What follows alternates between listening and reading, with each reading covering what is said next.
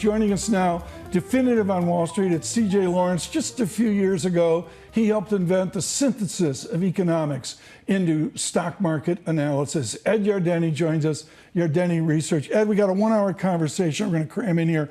I got to first go to the therapy that's needed as you go to retirement, which is you've got Max, Chloe, Cooper, and Bailey. At the Yardeni house, it's a 4-dog night. Yeah, it certainly is. They're King Charles Cavaliers and they're couch potato dogs. I love those. They're always on the couch and they're sleeping. What do the kennel fees do? I mean, the vet bill must be just like seriously off the chart. Yeah, but you know, you have to get health insurance for your dogs. I mean, it's that's your Bloomberg Money advice. Yeah, that's my advice. Thank you very much.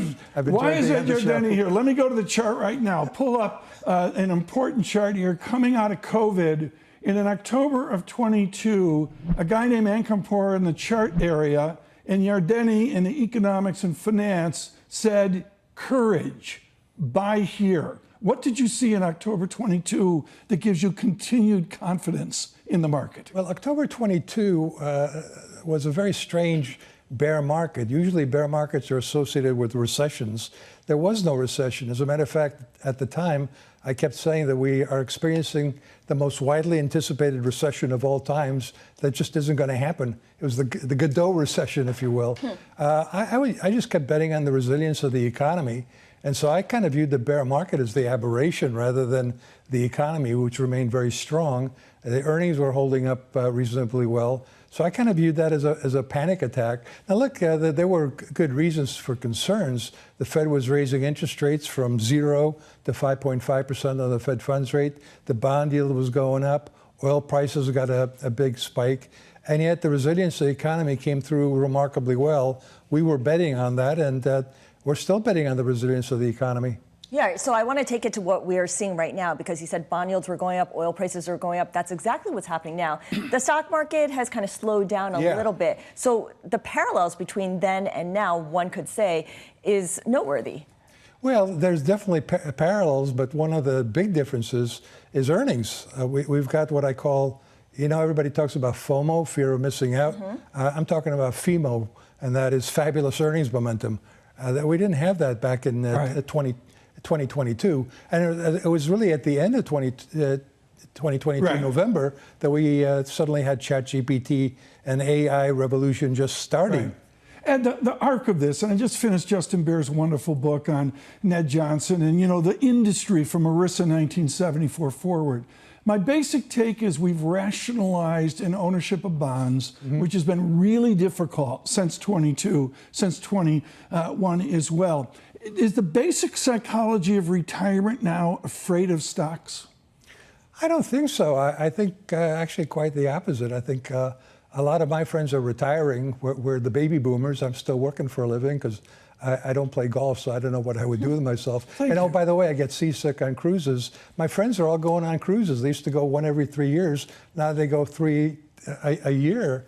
And I get text messages from them saying, I don't know what you're doing, but keep this market going up because we're spending money like crazy and our net worth keeps going up. And Eric Balchunas last week, Scarlet, was brilliant on this, saying the stock market's become the American retirement system. It absolutely has. Do you know that the baby boomers have $90 trillion, trillion, not billions, $1 trillion of net worth? And by the way, there's still some people left from the so-called silent generation, older than the baby boomers.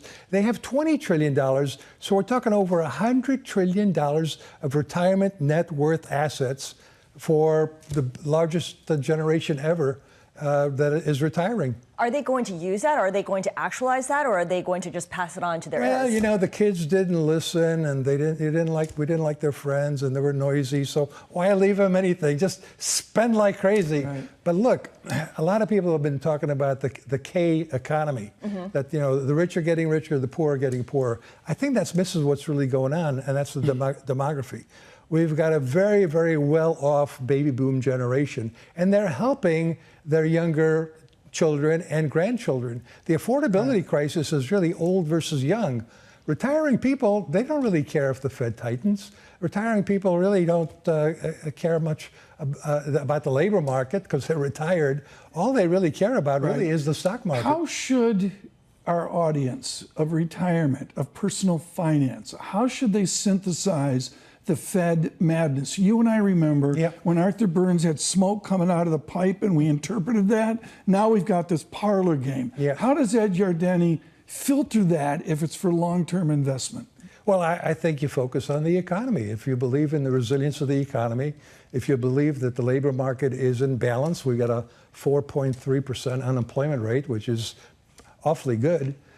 We have an inflation problem. The Fed is going to have to probably raise interest rates at least once, maybe a second time, maybe even a third time, according to where the 2-year Treasury note yield is right now.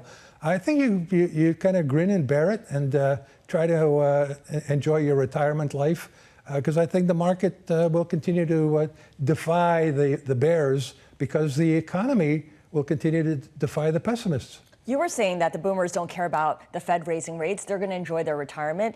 I'm not a boomer. I'm a Gen Xer, so I got to work for longer. And I'm wondering whether a higher for longer interest rates means that I have to rethink, reassess, pivot my investment strategy. Well, the short answer is yes, but I'm not a big fan of the higher for longer idea about interest rates. I think interest rates are back to normal. In other words, 4 to 5% 10-year Treasury bond yield is a sign of a very healthy economy. It's a yield that made sense before the great financial crisis. The aberration, higher for longer implies we're going to be going back to closer to zero interest rates. This is it. This is that was the abnormal. Yeah. Now 6.5%, 7% mortgage rates seem awfully high to a lot of people. Compared to what? Compared to where they were when the economy wasn't doing so well. Ed, I know that you're seeing The Odyssey. I guess it's tonight. You're going to see on Friday. Today. They don't know that you were writing a newsletter in Sparta a few years ago. We all know that after the 1920s, Roaring Twenties, it wasn't pretty. What happens after the Yardeni Roaring Twenties of this 21st century? Yeah, I'm trying to sort that out now. I think that if the Roaring 2020s works, then, in other words, that the economy doesn't have a recession, the stock market continues to go up, I've got 10,000 on the S&P 500 by the end of the decade. If that works, there's no particular reason why it couldn't be the Roaring 2030s.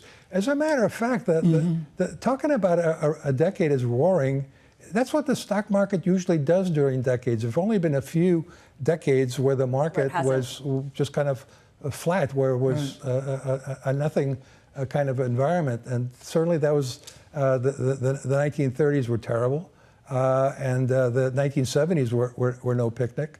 And then the period around the great financial crisis was, so we've had decades where you made nothing, but there have been lots of decades where the market's done very well, not just the 1920s,